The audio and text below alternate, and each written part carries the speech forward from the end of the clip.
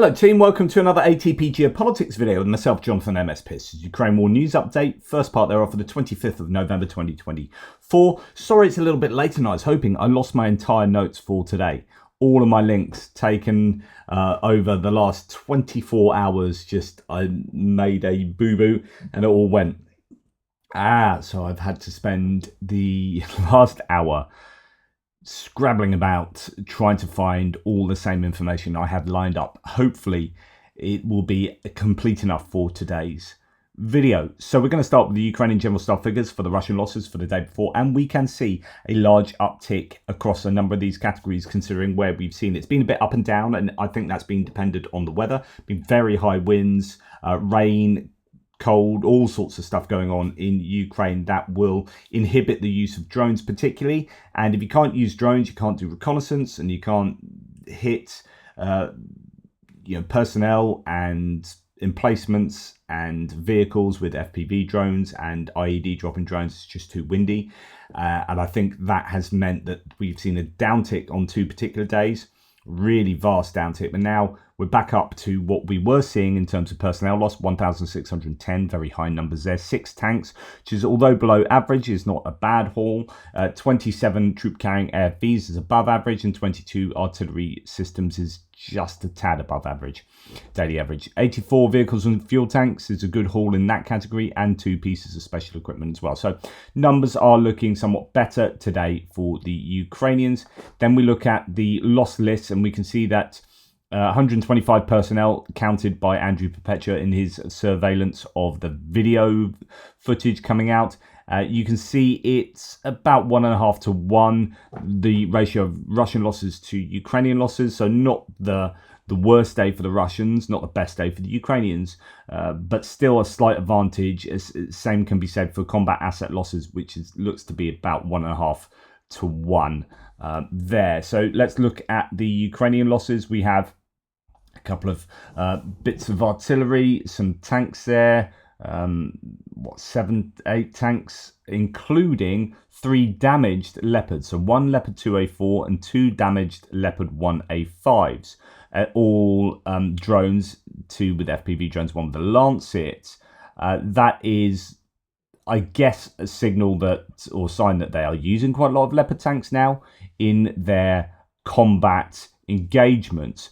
I wonder whether they've been held back for the last sort of year or so previously, wanting to use what they know best, keeping their best, their best mechanized units ready for an attack that never really materialized. They ended up pulling them back from those attacks in the south after losing a number of them in Malatok-Machka, and then we haven't seen too much of them. Occasionally they pop up here and there. We've seen some Leopards, we've seen some Abrams originally in the Avdiivka area, and then we've seen all sorts up in the Kursk Oblast, where we've heard that Challengers are being used. I think Abrams being used up there, and Leopards as well. But yeah, it's no surprise that we start seeing them on these loss lists. A couple of infantry fighting vehicles, 1 destroyed, 1 damaged, a damaged Marder there.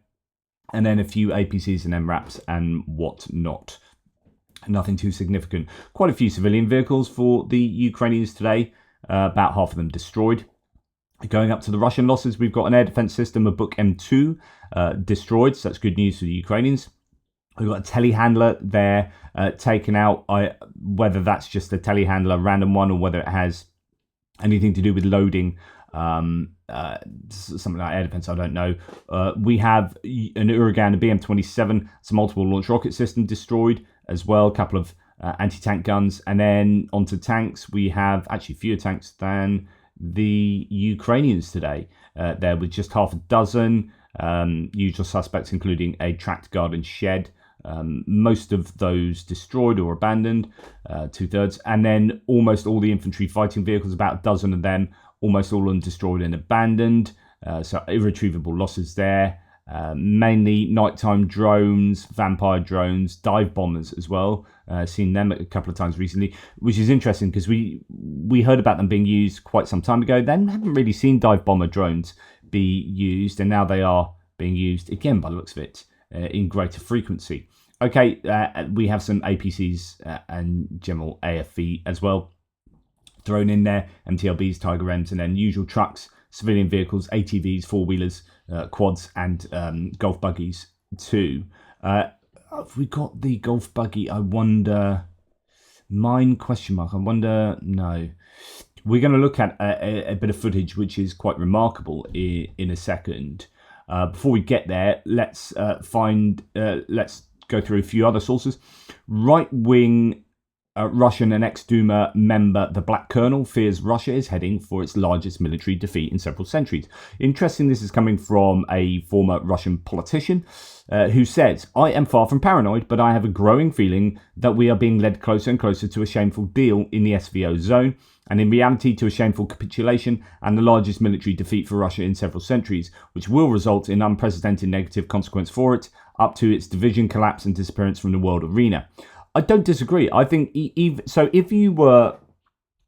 both sides were forced to a negotiation right now, the Russian military, conventional ground forces particularly, have been absolutely decimated. And then I would argue that the Air Force, although on paper has a lot more airframes left, I think they have been shown up, and I think they've lost an awful lot of helicopters and fixed-wing aircraft and pilots as well in both types. And so I think the Air Force has been hammered. I think the Navy has had a tough time. The Black Sea Fleet has been rendered impotent and largely damaged or sunk.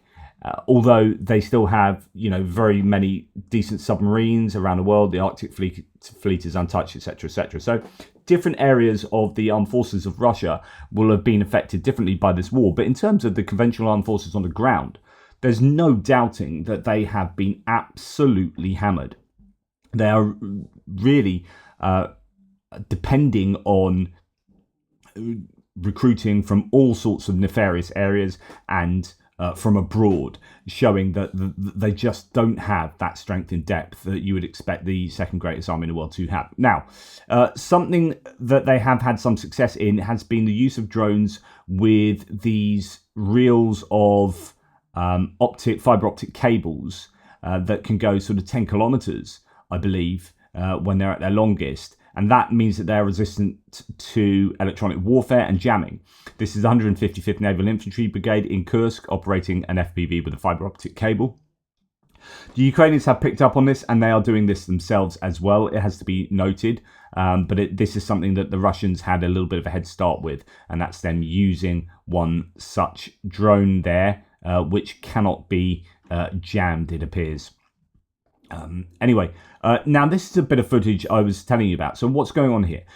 Essentially, you have this. I'm showing you this because it's just bizarre. No other real reason. So you got this road here, and you got a sapper who is working on demining here, and he hears a buggy come down the road. A Russian fellow soldiers and comrades coming down the road here. So he jumps out to wave them down, say, stop, stop, stop. There are mines on the road here. I am clearing the road.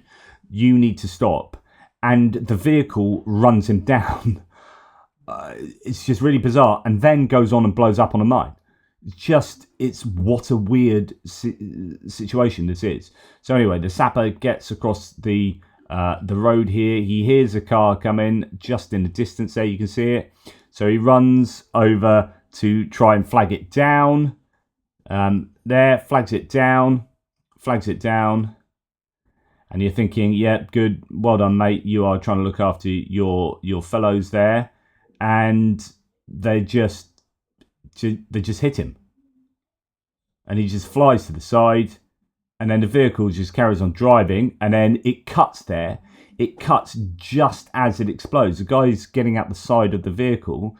You can see a guy just here start to get out the side. They realise they've just hit their guy. I don't know what happened there.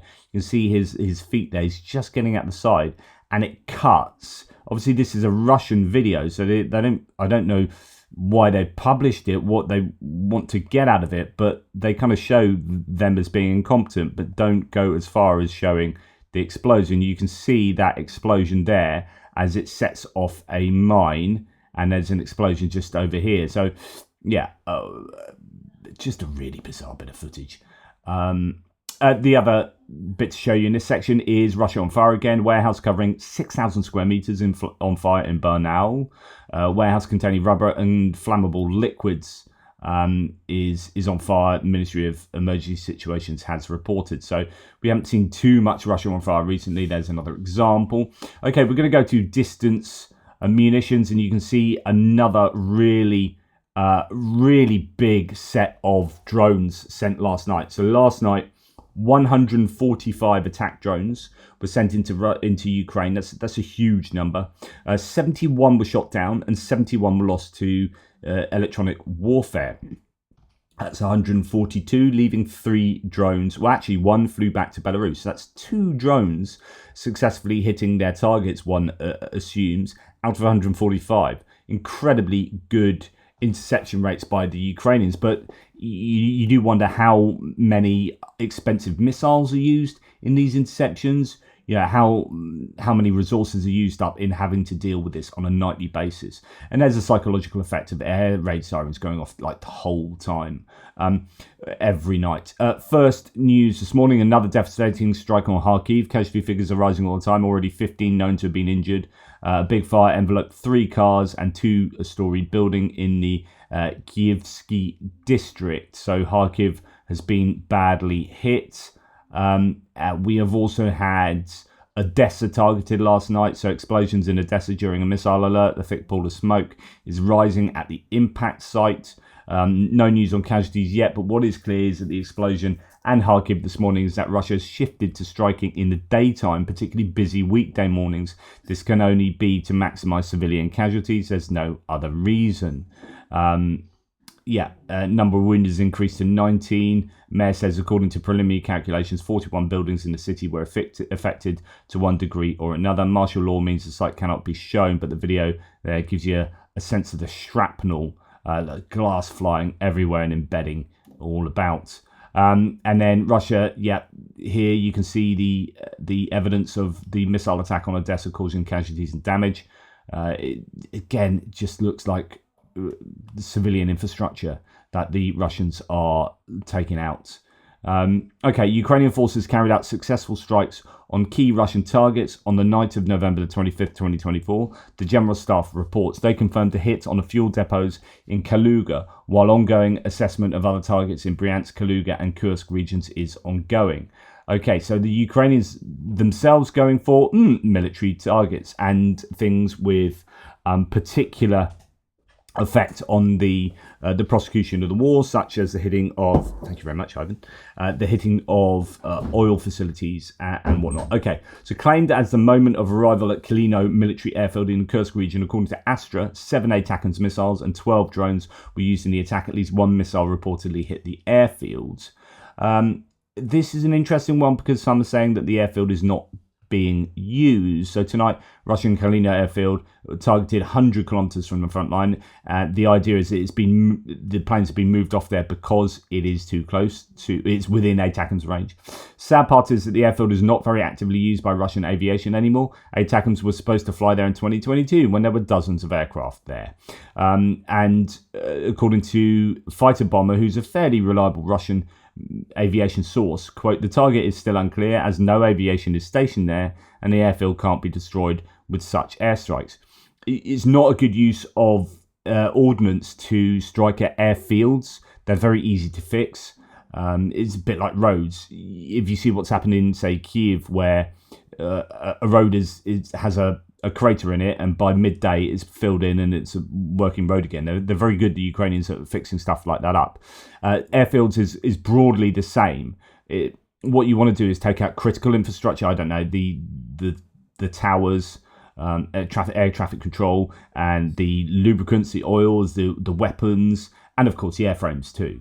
But the runways themselves aren't so important. So it's going to be interesting to find out what they were trying to take out here. Image shared by Cyber Boroshno shows a moment of impact of 2 ATACMS missiles on the airfield or in the area. The area of the impact has been geolocated. So that's, you can see it's fairly substantial. These are using submunitions. So it is, this is a decent attack that if there were airplanes there, you would be no doubt doing some damage to them. Now, the other really significant strike last night, yesterday in Russia's Kaluga region, the sound of buzzing and explosions filled the air. According to official reports, quote, a fire broke out at an industrial facility following an attack by drones. Unconfirmed sources suggest the targets included the oil refinery and the Kaluga instrument making plant Typhoon, which is supposed to be a... Well, we'll read about that now. So, Ukrainian armed forces destroyed an oil depot and a military plant in Kaluga, says PS01. Kaluga instrument making plant Typhoon is a research and production enterprise engaged in the development and production of complex radio electronic equipment for special and civil purposes. It produces radar equipment for the Russian Navy, in particular for coastal missile systems. The Kaluga Nefteprodukt oil depot carries out wholesale sales of fuel from the Rosneft company.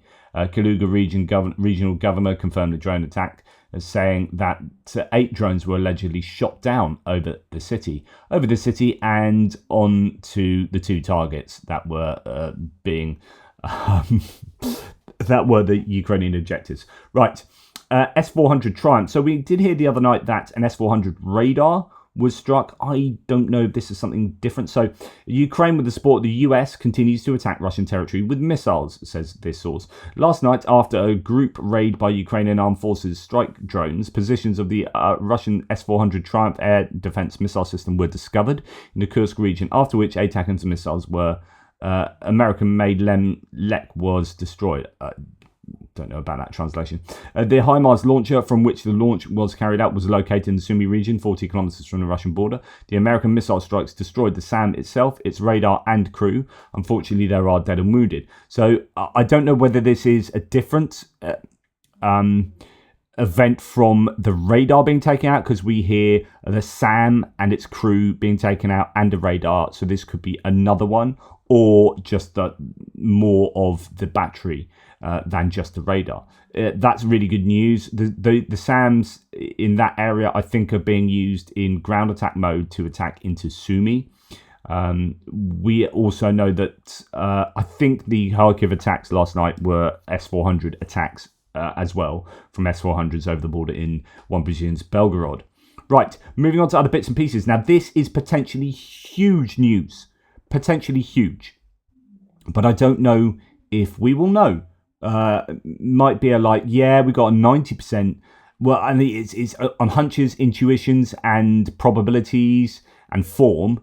It could be Russia, but can we prove it? So it's one of these plausible deniability situations. Hopefully this story is not connected to the war, but a plane crash in Lithuania caught my eye. The DHL cargo plane hit a residential building in Vilnius. The concern is that it flew from Leipzig, where recently Russia was accused of placing explosive packages on board DHL planes. So we've had, I think, 2 occasions of explosives being placed on DHL planes, and now we have a DHL plane flying from the same place and crashing in Vilnius. So 1 crew member was killed, but the other 3 survived, including the pilot, who was dragged free. Casualties on the ground are not known. It's also not known why the DHL cargo plane crashed into a 2-story residential building in Zhernia Street in Vilnius. This could be huge, because if that is Russia, that is an act of war. That is an act of terrorism. Well, it's not really terror. That's war. That is an act of war in my books, if it is Russia. But will we ever be able to tell? I don't know. Russia made SSJ. Oh no, another plane situation then. So this is going on from the Vilnius one, which you can see here. A couple more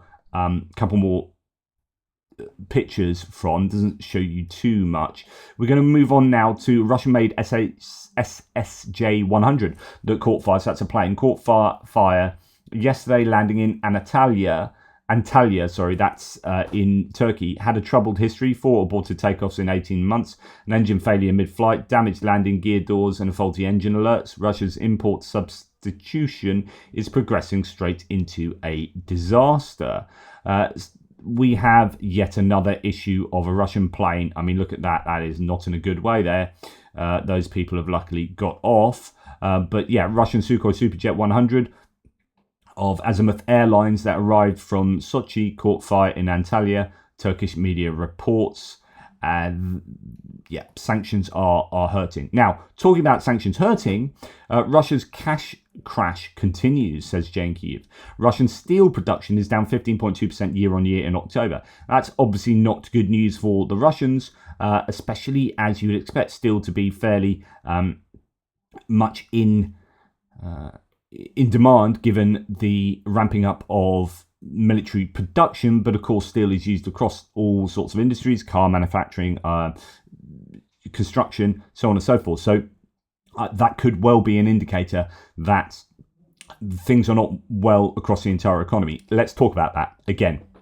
I keep doing this every day because it is that important, and I think this is Ukraine's best chances of having Russia capitulate in some way in this war.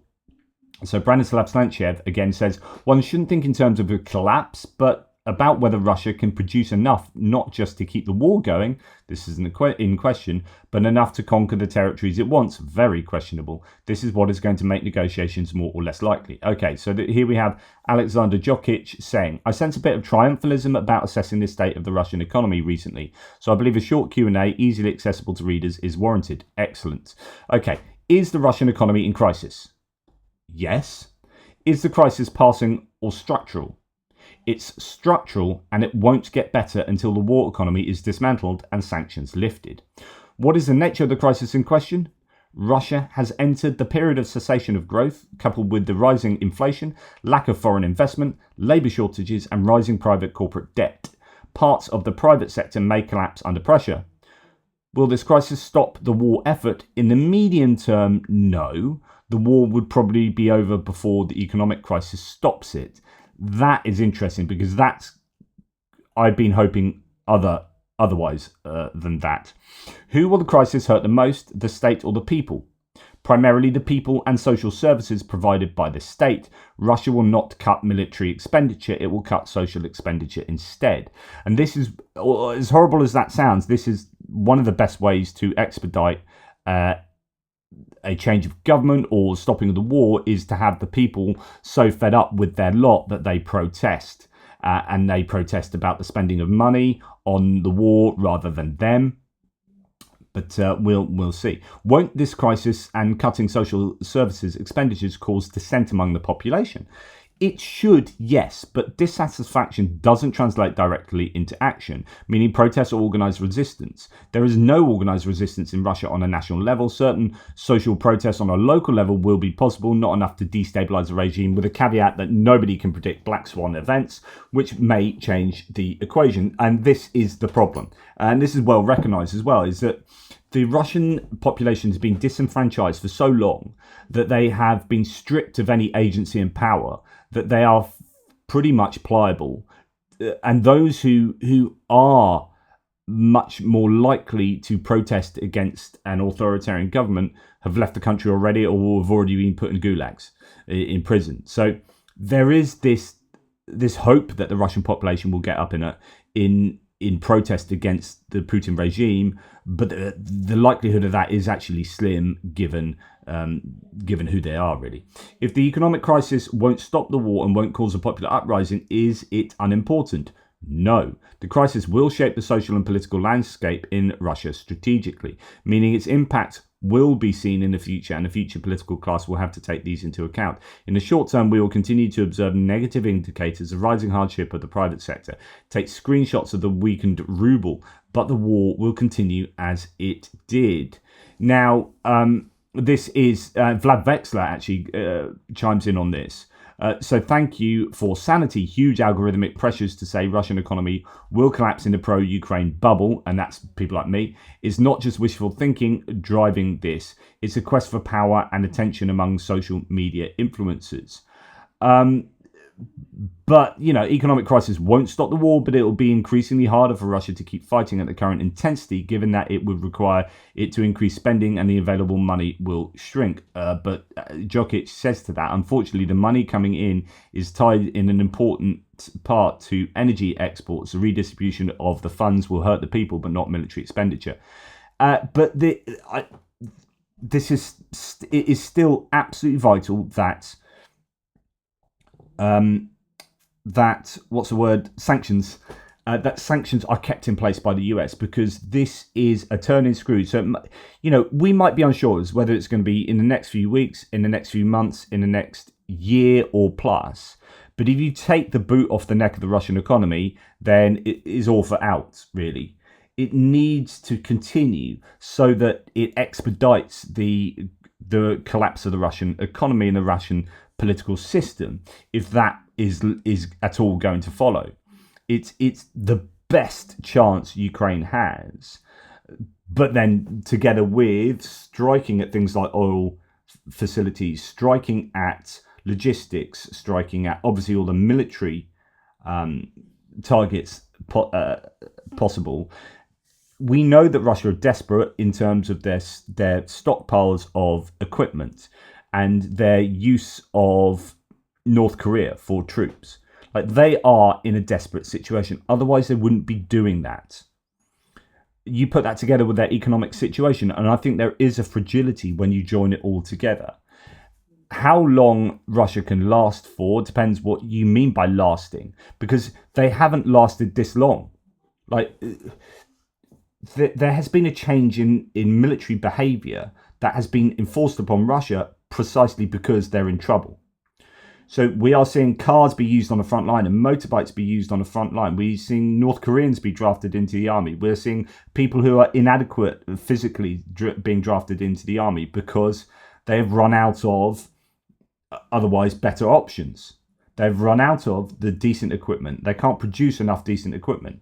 So things have already changed, right? The problem is it's also changed for Ukraine too. And it's a game of chicken as to see who can last the longest before they capitulate. This is still absolutely the best chance Ukraine have. They need the Russian economy to absolutely tank. And it's looking like it's doing. All the indicators are there. Just how long will Russia be able to, what's the desire for absolutely clearing out their reserves, their national wealth fund, for example? How much of that will they dip into? How far will the economy be tanked before somebody makes a decision about Putin around him? Or is Putin inoculated from challenge? Is he invincible, politically speaking? I don't know. But the only way you're going to find out is by tanking the economy. Right, I talked to you previously about Joe Rogan and his pretty offensive and ignorant claims and statements on his podcast. As the most popular podcaster in the world, Joe Rogan has an incredible audience and incredible power to reach that audience.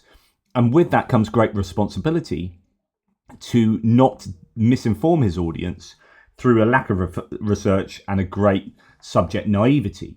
Unfortunately, that's what's happened. Now, we since then, actually that interview excerpt, or that it was an interview, that podcast excerpt has gone a bit viral, and lots of people, including myself, have been really irritated by it. Jake Bro saying, how can I get on the podcast? Here you've got a really good person to get on the podcast, which is Klitschko. So the Klitschko brothers are former heavyweight boxers. So they're in the same kind of domain as Joe Rogan, with his MMA, etc., etc. These are just the right people. So this Klitschko, is this Vitaly Klitschko, the I don't know if I can't tell from his face. Is that the mayor of Kiev or is that his brother? Either way, it doesn't really matter. They're both going to be super knowledgeable about what is going on in Ukraine from a Ukrainian point of view.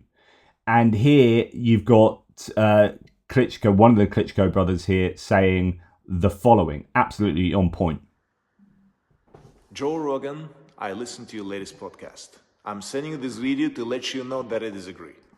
You talk about these American weapons being sent to Ukraine, which you believe will lead to the Third World War.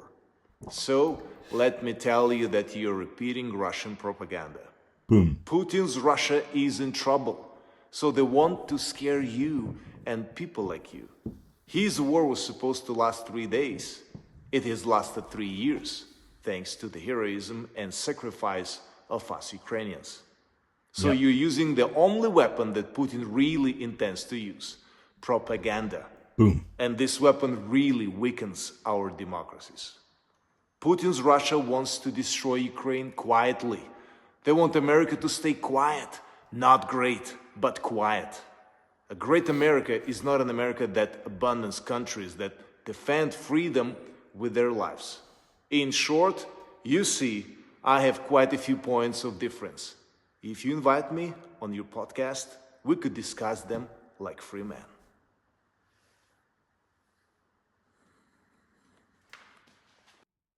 Absolutely brilliant.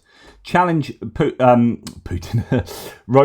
Rogan needs to be disabused of his incorrect opinions. Now, the best way to do it, I've talked to you about this before. If you have someone that's diametrically opposed to you, you're much more likely to get something called the backfire effect, where you entrench in your original position even more. So, this is Joe Rogan has his opinions on Ukraine. You've got someone like Jake Bro, for example, comes along and says, bah! Although actually Jake Bro's quite calm and he's not. But imagine you had someone that was really like me who got a bit feisty and then was like, bang, bang, no, you're completely wrong and this is why you're wrong. That doesn't always do a very good job of getting people to change their minds. And what happens with that kind of situation is that you get the person you're arguing with becoming even stronger in their original position, even though you presented a whole plethora of really good rational arguments against their position. Because beliefs are psychological and they're not rational, generally speaking, right? What we do is we hold to a belief and then we scrabble around and we look for the reasons to justify that belief. It's called post hoc rationalization, which is after the fact rationalization. So you intuitively hold a belief, so say religion or something like that. Say, right, I was born and brought up a Catholic or born and brought up a Buddhist or born and brought up a Muslim. And then you spend your whole life looking for arguments to support that, and your whole life is a kind of post hoc rationalization. And then when someone comes along and hits you with rational evidence against your position, because there's this mantra, you can't argue someone out of a position they never argued themselves into. You can't rationally argue someone out of a position they never rationally argued themselves into. So if they took it on intuition or they took it on account of their family believed it and they were brought up believing that, rather than I'm now going to believe that, I'm going to change my mind and believe that because it's rational. Very rarely do we do that. We take on these intuitive conclusions and then go around looking for evidence to support that. So if that's the case with Joe Rogan, it's going to be very difficult to get him out of that position through this. Now, Klitschko is in his in-group. So what I mean by his in-group is that he's one of Joe Rogan's own. Hey, I'm a boxer. I'm involved in these sorts of sports. Me and you, we're very alike in these ways. Oh, you're in my in-group. Okay, you're a white guy who's involved in fighting. All of these like identity points are similar to me. Okay, so you're in my in-group. So rather than this, it becomes this. Like, oh yeah. Oh right, yeah. No, I respect what you say. Oh yeah, you believe this. Okay, yeah. And before you know it, you've nudged that person away from their original position. So it's much more likely that someone like Klitschko will have purchase on Rogan than someone like Jake Bro or myself, coming from like some liberal lefty point of view and blah blah blah. Ways we have more that separates us than commonality. So yeah, that's my opinion. This is the perfect sort of person who needs to go on Joe Rogan and put the case across from a Ukrainian point of view as well. Like, this is someone with lived experience. I'm arguing on Facebook, as I always do, with this one guy who's like totally Gaza obsessed and I'm totally Ukraine obsessed, and he attacks me all the time on like from a point of view of NATO expansionism, etc. And it's like, it's just I get really frustrated and want to just be like, but I present all this rational evidence, and if he refuses to interact with that rational evidence, then he's not going to be budged from his original position. And it's super frustrating for me, because from a philosophical point of view, rational evidence should be what changes our minds. It should be the mechanism to which we assent to particular propositions and conclusions, right? So, yeah, okay, that's amazing arguments. Right, I'm going to change my mind and now believe that, because actually that has a better set of justifications for it. But we just don't do that. I presented Alexander Stubb a video against NATO expansionism to this guy, who believes that the Ukraine war started because of the US and NATO expansionism, and John Mearsheimer. And Alexander Stubb has done this as the Prime Minister of Finland, has done this lecture that debunks all of John Mearsheimer's points on that. And I presented this to this guy, and he's like, and this is supposed to be a critical thinker. It's like, you think I'm going to watch that when it's by someone from Finland? I'm like, what? What? So you're refusing to interact with the evidence that I present against you for some other, and there's an excuse not to interact with it, and you inoculate yourself in your original belief. So we need to just be wary of psychology, of how people operate, and try and work out ways to convince them otherwise, whilst also dealing with our own frustrations. I just get really frustrated. I know what I should be doing, but I just get like 2.5 years and like, you're not listening to a word I say. I've been doing this for 2.5 years. I know way more about this than you do. Just seriously, how many Ukrainians have you spoken to? Ever? Literally ever. Okay, because I've spoken to hundreds, and I speak to them all the time, and I'm dealing with them. And so I've got a pretty good handle on what Ukrainians think, but you are calling them all Ukraine Nazis and this and that. Like, how many have you spoken to? Okay, you're sinking Russian propaganda. How can I communicate to you? How can I get to this point of realization where you realize you've been duped by Russian propaganda? Will it ever happen? I don't know. Anyway, that's enough of me whinging, but good on Klitschko. Take care, guys. Speak soon.